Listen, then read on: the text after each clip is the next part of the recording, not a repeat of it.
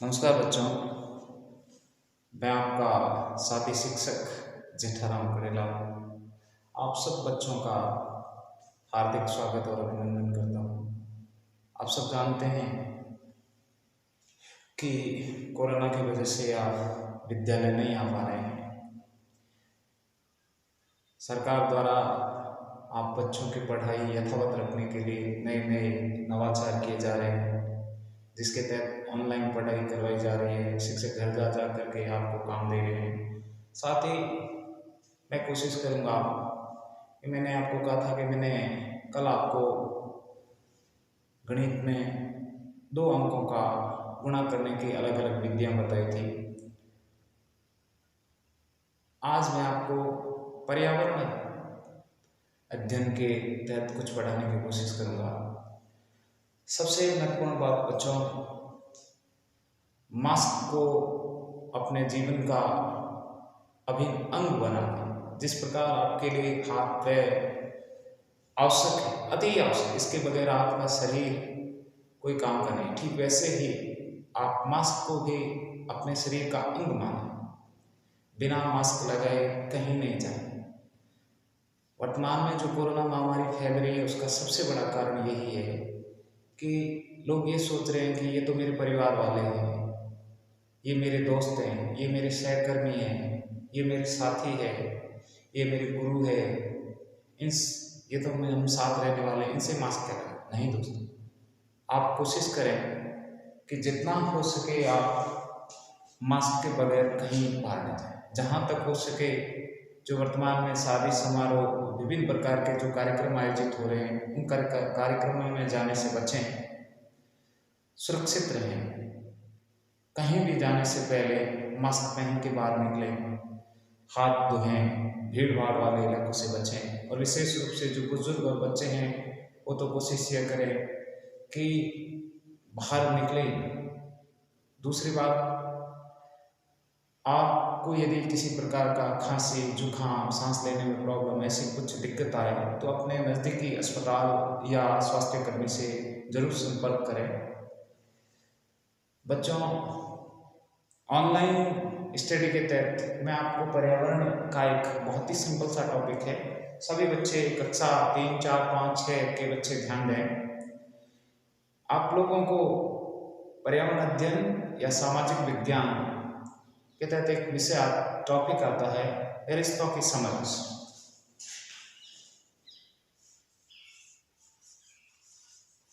रिश्तों की समझ।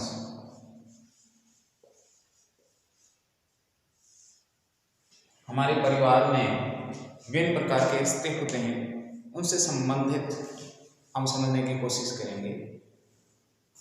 आप लोगों को पता है कि मूल रूप से हमारे यहाँ 2 तरह के परिवार होते हैं। कितने तरह के? 2 तरह के परिवार 2 प्रकार के होते हैं। एक होता है एकल और दूसरा होता है संयुक्त। एकल परिवार और संयुक्त परिवार। बच्चों, एकल परिवार और संयुक्त परिवार कौन कौन से होते हैं वो ध्यान दें। एकल परिवार के अंतर्गत आपके माता पिता और भाई बहन, ये लोग, ठीक है, एकल परिवार।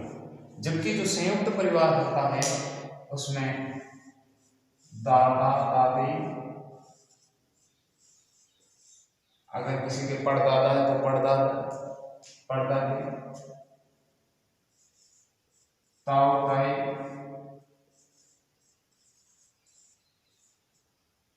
माता पिता,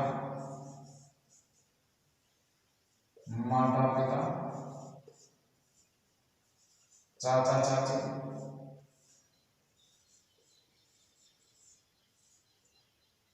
भैया भाभी,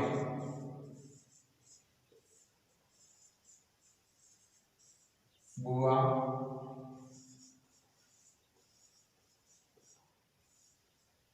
भाई,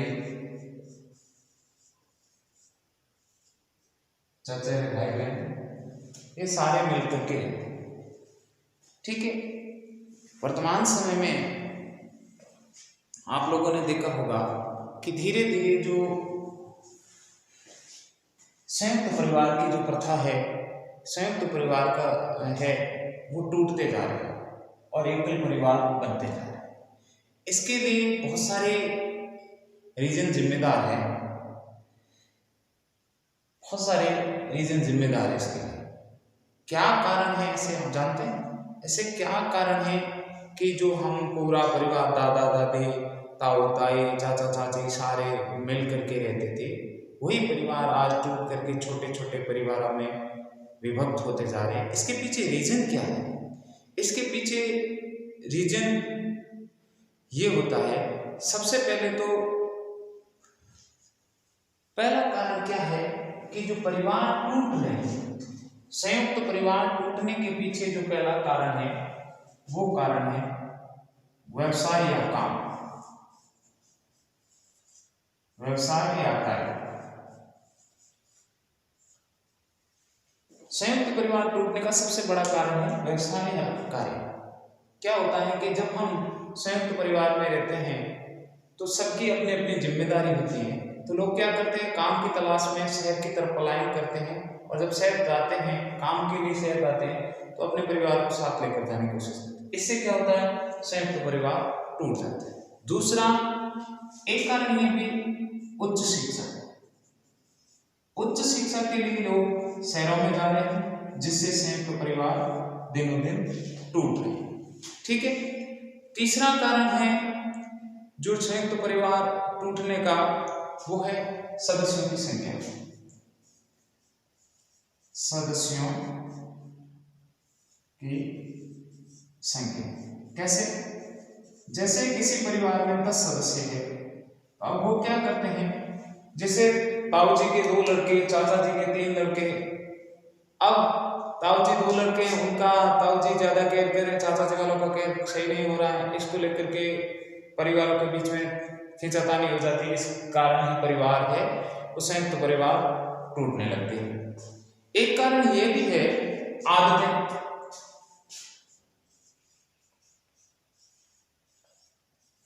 आदतें। जैसे आजकल संयुक्त परिवार एकल परिवार में विभक्त होने का कारण आदतें भी है। जैसे किसी को खाने में क्या पसंद है, किसी को क्या पसंद, इसको लेकर के परिवार में हमेशा नोकझोंक होती रहती है।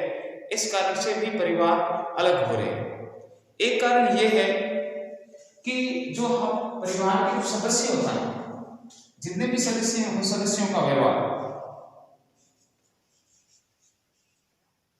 परिवार में कुछ सदस्य ऐसे होते हैं जिनका व्यवहार उस संयुक्त परिवार के अनुकूल नहीं है। इस बात को लेकर भी संयुक्त परिवार है वो टूट रहे हैं।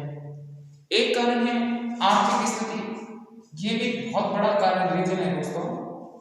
आर्थिक स्थिति के कारण भी संयुक्त परिवार टूट रहे हैं। जब परिवार की आर्थिक स्थिति कमजोर हो जाएगी, तो यदि कोई परिवार में ज्यादा कमाता है, कोई परिवार में कम कमाता है, इस बात को लेकर के परिवार के सदस्यों के बीच मतभेद पैदा हो जाता है, जिस कारण से संयुक्त परिवार टूट जाते हैं। ठीक है, आर्थिक स्थिति और आय व्यय की स्थिति, आय व्यय की स्थिति, कोई ज्यादा कमाता है, कोई कम कमाता है, इस बात को लेकर भी समता, इस बात की स्थिति या समता भी कह सकते हो। एक है दूसरा, कई परिवार के सदस्य ऐसे होते हैं जैसे तैयार होते हैं। तैयार बनाने के अलग अलग तरीके हैं। किसी को बिल्कुल शांति पसंद है, किसी को शोरगुल करके तैयार बनाना पसंद है। इस बात को लेकर भी परिवार के सदस्य है वो अलग होंगे। ये आपके ही है बच्चों, ये जो मैंने लिखे हैं, ये परिवार एकल परिवार बनने के कारण या संयुक्त परिवार टूटने के क्या क्या कारण हैं, ये आपके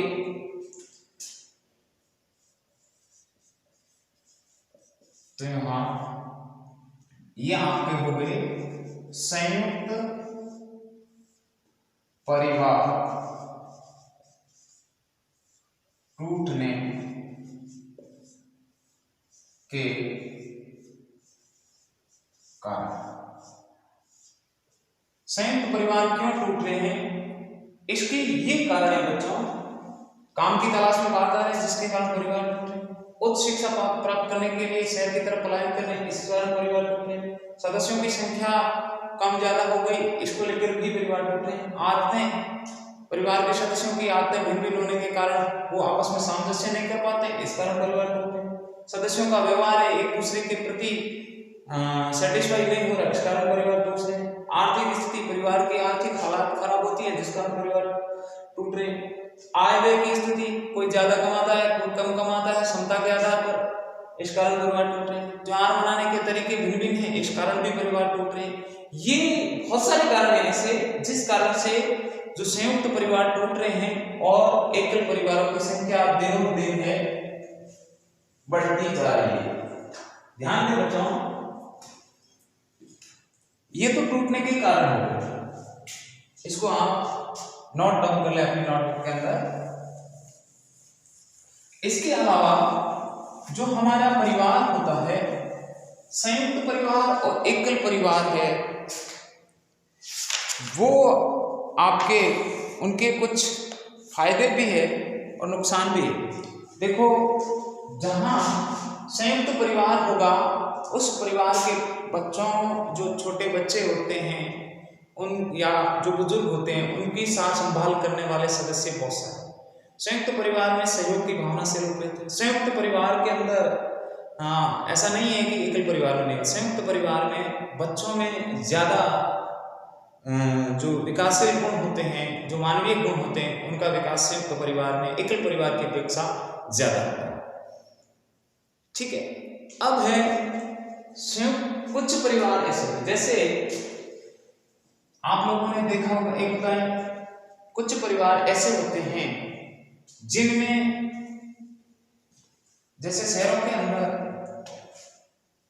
कई ऐसे दंपति है, कपल है जिनके संतान नहीं होती है। वो क्या करते हैं, वो बच्चों को गोद लेते हैं। गोद लेना ये क्या होता है बच्चों, गोद लेना होता क्या है? एक आपको छोटा सा उदाहरण देता हूं। एक लड़का था जिसका नाम था मोहन।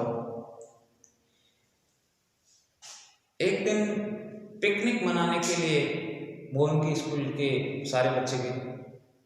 बच्चों ने देखा मोहन के साथ एक छोटी सी बच्ची भी थी जो बार बार मोहन की ही नकल कर रही थी।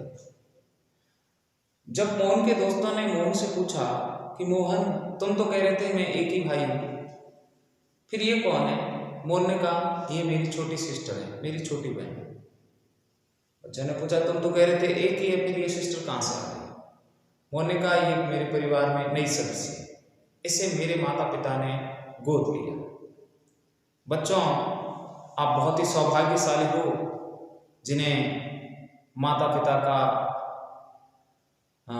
साथ मिला है। आपकी हर जरूरत पूरी करने के लिए आपके माता पिता और दादा दादी हमेशा आपके साथ रहते हैं। ऐसे हजारों लाखों बच्चे हैं, आपने फुटपाथ पर देखा होगा बच्चों को भीख मांगते हुए, बच्चों को विभिन्न प्रकार के छोटे मोटे काम करते हुए। ऐसे बच्चे जिनकी कोई नहीं होता है, उन बच्चों का सरकार की तरफ से देखभाल करने के लिए सरकार ने क्या क्या बढ़ाया है? एक तो अनाथ आश्रम,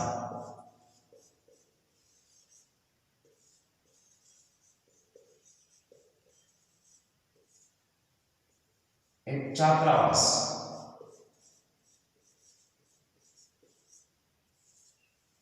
ठीक है, अनाथ आश्रम, छात्रावास और कुछ आवासीय विद्यालय भी हो सकते हैं।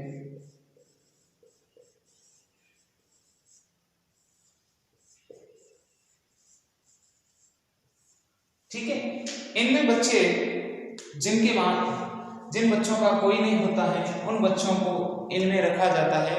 उन्हें सरकार द्वारा सारी सुविधाएं देने की कोशिश की जाती है ताकि वो भी अपने पैरों पर खड़े हो सके। ठीक है, अब होता क्या है कि इन जो आश्रमों के अंदर, छात्रावास के अंदर जो बच्चे होते हैं, कई ऐसे दंपति होते हैं जिनके खुद की संतान नहीं होती है, वो क्या करते हैं, अपने संतान की इच्छा पूरी करने के लिए अनाथ आश्रम में जाते हैं और उन्हीं बच्चों में से किसी एक बच्चे को अपने परिवार का सदस्य बना देते हैं। यही गोद लेना कहलाता है।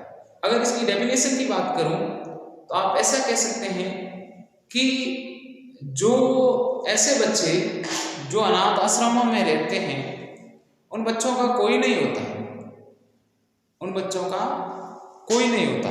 उन बच्चों को क्या करते हैं ये लोग क्या करते हैं, सरकार की अनुमति से उन बच्चों को क्या करते हैं, गोद ले लेते हैं। सरकारी, ठीक है, यही गोद लेना है। इन बच्चों को आपने देखा होगा, झांसी की रानी लक्ष्मीबाई के बारे में आपने सुना होगा। तो जो झांसी की रानी लक्ष्मीबाई है, उनके खुद का पुत्र नहीं था, तो उन्होंने एक अपने रिश्तेदारों से भी आप गोद ले सकते हैं, या जो आश्रम होते हैं उन्हीं में से सरकारी संरक्षण में जिस बच्चे को हम संरक्षण देते हैं, सरकारी कागजात तैयार करके उस बच्चे को हम गोद लेते हैं, यही गोद लेना है। उस बच्चे को हम दत्तक पुत्र भी कहते हैं। झांसी की रानी लक्ष्मीबाई ने जिस बच्चे को गोद लिया उसको दत्तक पुत्र भी कहते हैं, ठीक है।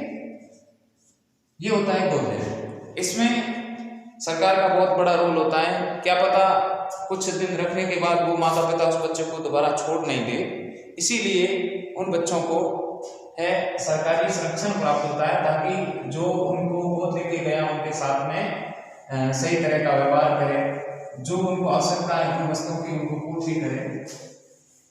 इसके अलावा आप लोगों ने देखा होगा कि जो परिवार होते हैं, उन परिवारों के अंतर्गत आपने देखा होगा कई बच्चे ऐसे होते हैं, कई परिवार के सदस्य ऐसे होते हैं जिनका रंग, चेहरा, उनकी हाइट मिलती, आपस में मिलती। जैसे कोई बच्चा सुंदर है, उसकी माँ सुंदर है, वैसा ही वैसा बच्चा भी सुंदर है। किसी के पिता का रंग सांवला है, बच्चे का रंग भी सांवला है। किसी का हल्का सांवला है तो उसके बच्चे का भी हल्का सांवला है। ये क्या होता है? जैसे आप लोगों ने देखा होगा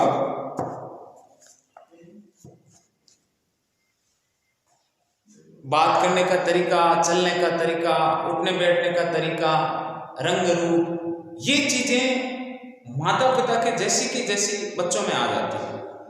यही इन्हीं लक्षणों को, जैसे जो आपके माता पिता, ध्यान दें, माता पिता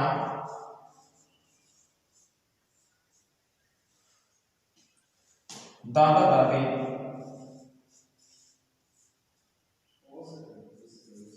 दादा दादी, नाना नानी,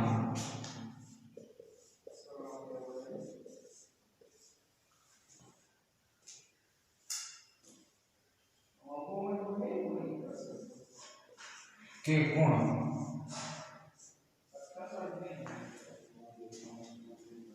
अगली पीढ़ी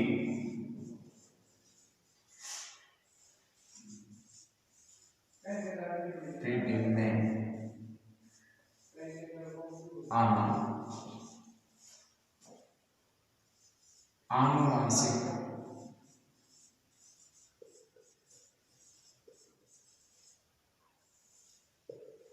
आनुवंशिक या वंशानुगत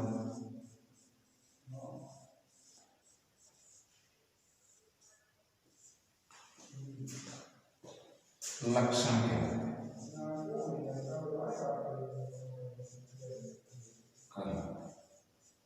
कैसे, इसको अपने नोटबुक में लिख लें। क्या काम है? जैसे एक आदमी है, उसकी बार बार नाखून खाने की आदत है, उसका बच्चा भी बार बार नाखून खाता है। ये क्या है? उसके पिता का गुण उसके बच्चे में आ गया तो ये आनुवंशिक। जैसे किसी के पिता के घने बाल हैं, उसके बच्चे के भी घने बाल हैं, ये पिता का गुण उसके बच्चे में आया, नाना का गुण उसके बच्चे में आया, दादा का गुण उसके बच्चे में आया, तो एक पीढ़ी से दूसरी पीढ़ी के अंदर जो लक्षण दिखाई देते वो आनुवंशिकी लक्षण या वंशानुगत लक्षण कहलाते हैं। ठीक है, अगर आप में कोई, आपके पिता में कोई ऐसा गुण है, रंग को लेकर, हाइट को लेकर, ये जो गुण है, या बात करने को लेकर, चलने को लेकर, उठने बैठने को लेकर, यदि ये चीजें आप में मिलती हैं तो ये जो गुण है, ये जो लक्षण है, ये लक्षण आपके आनुवंशिकी लक्षण कहलाते हैं। ठीक है, एक विज्ञान के बहुत ही बड़े वैज्ञानिक हुए हैं ग्रेगर जॉन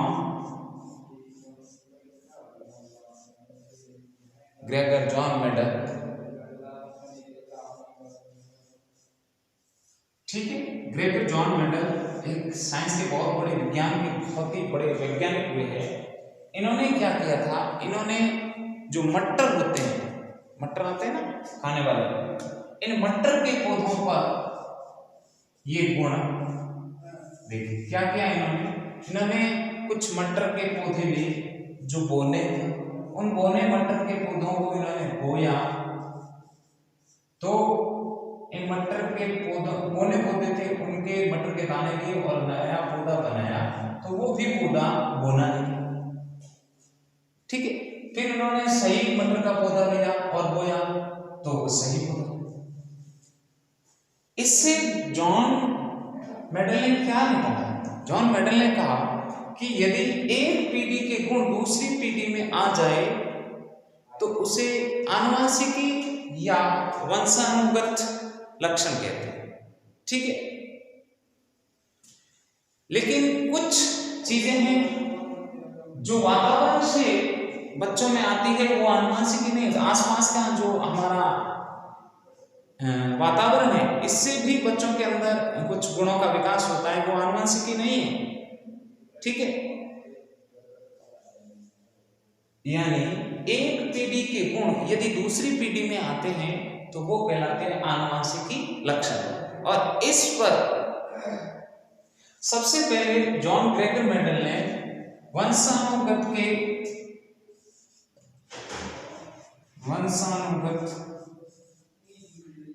नियम, सबसे पहले कोई पूछ ले बच्चों कि वंशानुगत के नियम सबसे पहले किसने प्रतिपादित किए, या वंशानुगत के नियमों पर सबसे पहले जानकारी किसने दी, तो ग्रेगर जॉन मेंडल। ठीक है, इसीलिए ग्रेगर जॉन मेंडल को आनुवंशिकी का पिता,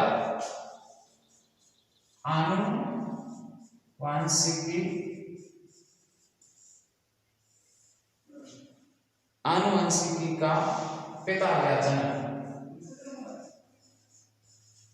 क्या होता है बच्चों आनुवंशिकी? एक पीढ़ी के लक्षण दूसरी पीढ़ी में दिखाई देने लगे तो वो कहलाता है आनुवंशिकी। ठीक है, ठीक है, किसी के पिता का सर बड़ा है और यदि उसके बच्चे का भी सर बड़ा है तो हम कहेंगे कि इसके पिता के अंदर जो लक्षण थे वही इसके बेटे में आए। एक पीढ़ी से दूसरी पीढ़ी में कोई लक्षण गमन करते हैं, जाते हैं, आते हैं, तो वो कहलाते हैं आनुवंशिकी। और आनुवंशिकी का सबसे पहला नियम देने वाला वैज्ञानिक था ग्रेगर जॉन मेंडल। इसीलिए ग्रेगर जॉन मेंडल को आनुवंशिकी का जनक कहते हैं। ठीक है बच्चों, क्या चीज समझ में आई? दूसरी बात, ग्रेगर जॉन मेंडल ने किस पर प्रयोग किया?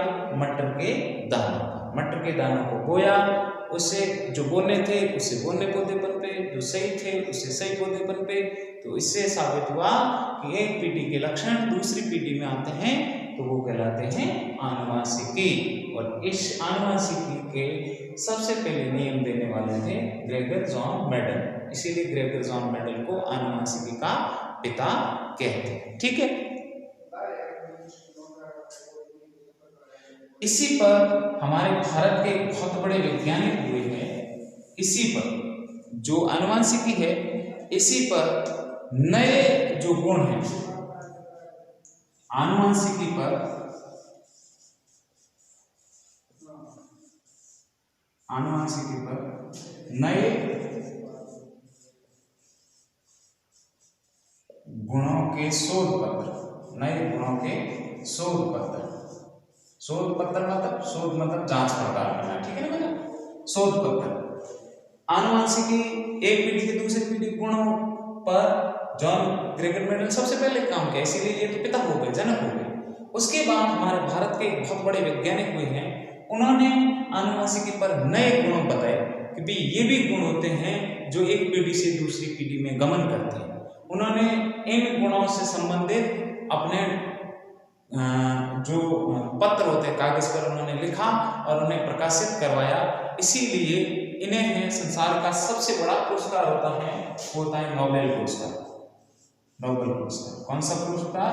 नोबेल पुरस्कार। ध्यान रखना बच्चों, इस वैज्ञानिक का नाम था डॉक्टर हरगोविंद खुराना।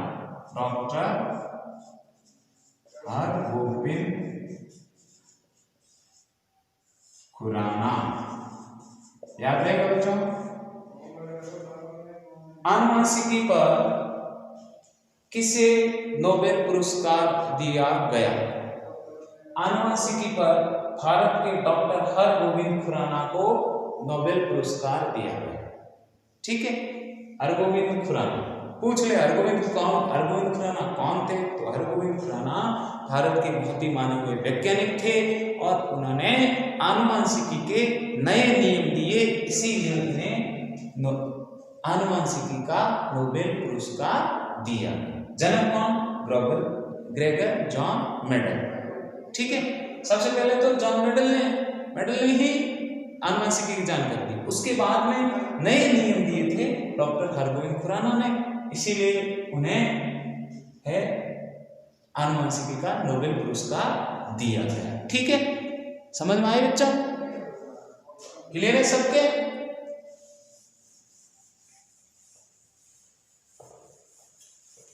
एक पीढ़ी से दूसरी पीढ़ी में गमन करने वाले गुण हैं या लक्षण हैं, वो कहलाते हैं, क्या कहलाते हैं? आनुवंशिकी, ठीक है। अब मैं आपको कुछ बातें बताता हूं।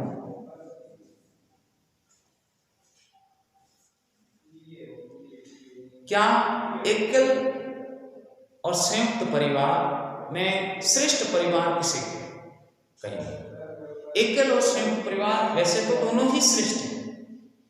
एकल परिवार में कहा जाता है कि जो बच्चे होते हैं उनकी आवश्यकताओं की पूर्ति जल्दी होती है, जबकि संयुक्त परिवार में ऐसा पूर्णतः संभव नहीं, ठीक है। एकल परिवार के बच्चे होते हैं वो ज्यादातर एकांकी होते हैं, वो अकेला रहना पसंद करते हैं, जबकि संयुक्त परिवार के बच्चे हैं वो परिवार के साथ रहना पसंद करते हैं,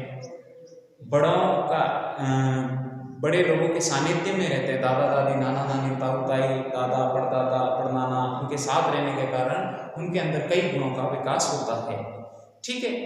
दूसरी बात, गोद लेना क्या होता है? सरकारी संरक्षण में किसी बच्चे को अपने परिवार का सदस्य बनाना गोद लेना कहलाता है, ठीक है। उस बच्चे को आप दत्तक पुत्र भी कह सकते हैं, ठीक है। फिर होते हैं जो बच्चों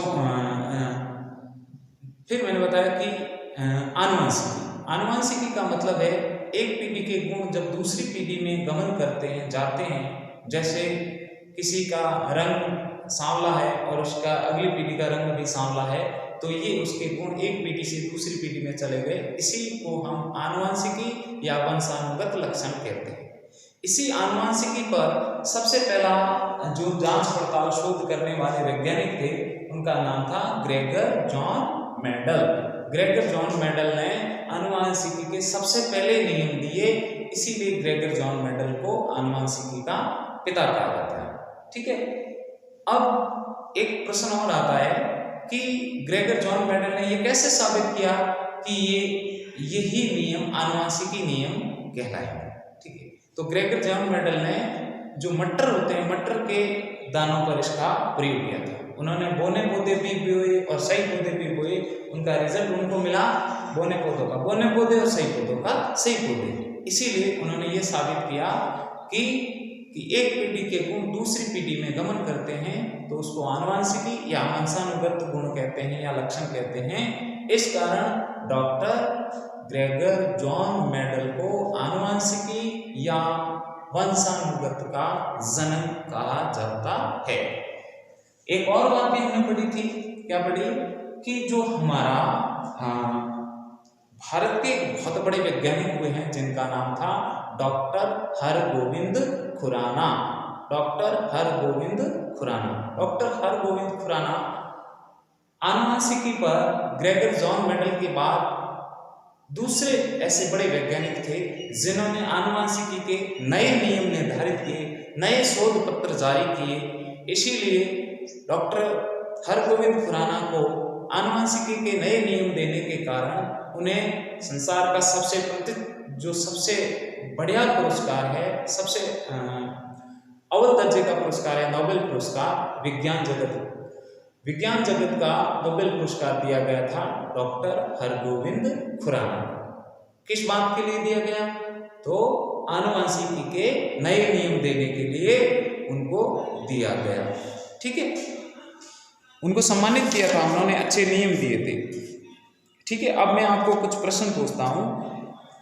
एक पीढ़ी से दूसरी पीढ़ी में गुणों का जाना क्या कहलाता है?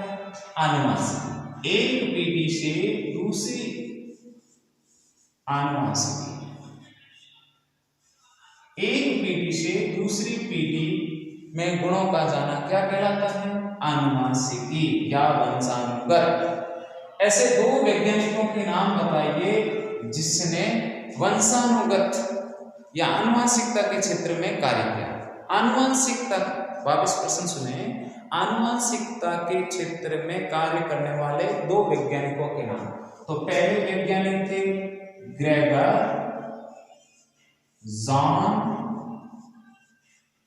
मेंडल, ठीक है, और दूसरे जो वैज्ञानिक थे वो भारत के थे डॉक्टर हरगोविंद, कहीं कहीं बिंद भी लिखा था, हरगोविंद खुराना। इन दोनों वैज्ञानिकों ने किसके क्षेत्र में कार्य किया? आनुवंशिकी के क्षेत्र में। तीसरा प्रश्न है आपका, वंशानुगत लक्षण कहां से प्राप्त होते हैं? बहुत बड़े प्रश्न, जो आपके वंशानुगत लक्षण कहां से प्राप्त होते हैं। एक प्रश्न बताता हूं आपको कि एक लड़का है जिसने, उसका पड़ोसी है, वो हमेशा क्या करता है, उसके पड़ोसी का लड़का हमेशा क्रिकेट खेलता है। उस बच्चे को देख देख करके वो लड़का भी क्रिकेट खेलने लगा, उसके अंदर क्रिकेट का गुण आ गया। क्या ये आनुवंशिकी गुण है? नहीं। क्यों नहीं है? क्योंकि उसने ये गुण कहां से प्राप्त किया? ये गुण उसने पीढ़ी दर पीढ़ी प्राप्त नहीं हुआ, जन्मजात गुण प्राप्त नहीं है। जो जन्मजात, जो हम जन्मे थे, हमारे साथ ही गुण आ गए, वही गुण है आनुवंशिकी। बाकी जो हम हमारे आसपास के वातावरण से, हम अपने रिश्तेदारों से, अपने साथियों से, अपने शिक्षकों से जो गुण प्राप्त करते हैं वो गुण है, आनुवंशिकी गुण नहीं होते। तो आनुवंशिकी गुण कहां से प्राप्त हो गए? हमारे परिवार के, जो जैसे दादा दादी से हो सकते हैं, नाना नानी से हो सकते हैं, माता पिता से हो सकते हैं, इन सब से है।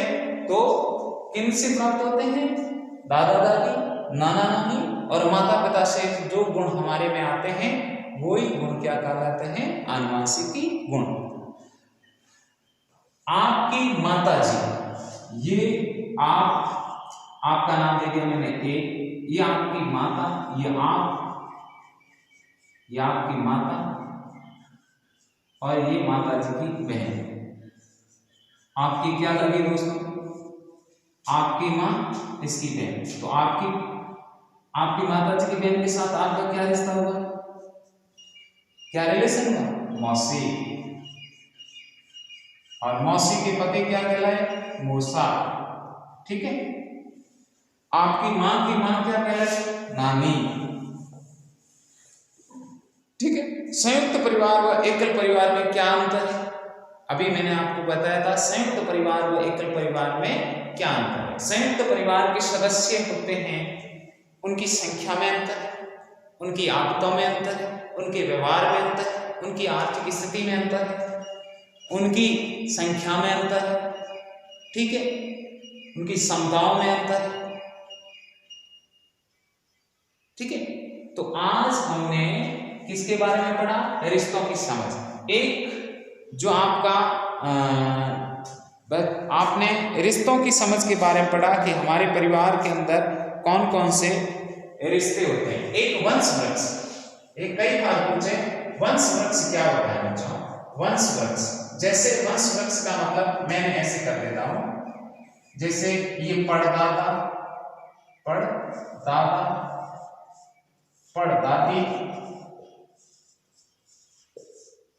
दादा, दादी, ताऊ,